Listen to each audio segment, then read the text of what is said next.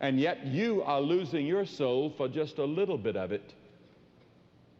Now, that doesn't mean that you're not to have money. Nowhere in the Bible does God condemn a wealthy man unless he misuses it or unless he got it the wrong way. Then he's condemned.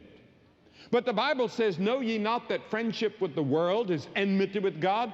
Whosoever therefore will be a friend of the world is the enemy of God. Now, what does that word world mean? It's cosmos. It means a world system dominated by evil. That evil part of the world system in which we live. Friendship with that means enmity with God. And God says, come out from among them and be ye separate, saith the Lord, and touch not the unclean thing. Worldliness in the New Testament meant the relationship that people had with their social environment. We're to be separated from the evils of the world. Now, perhaps you saw those huge pictures on television a few months ago of some 40 whales who, for some unknown biological reason, beached themselves and died. They left their living environment for one of death and died.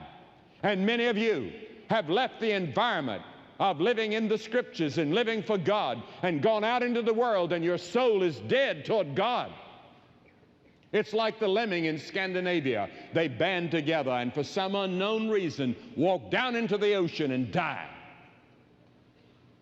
You deliberately bring on your own spiritual death. You promote your own eternal death by going with the evils of the world round about you. And the world round about you squeezes you into its mold, and it becomes a hindrance to you coming to Jesus Christ.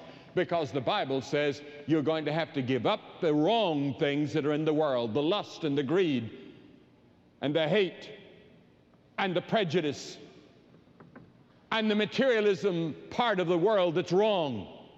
You have to turn from when you come to Christ. And that's the reason it's so hard to follow Christ in the modern day.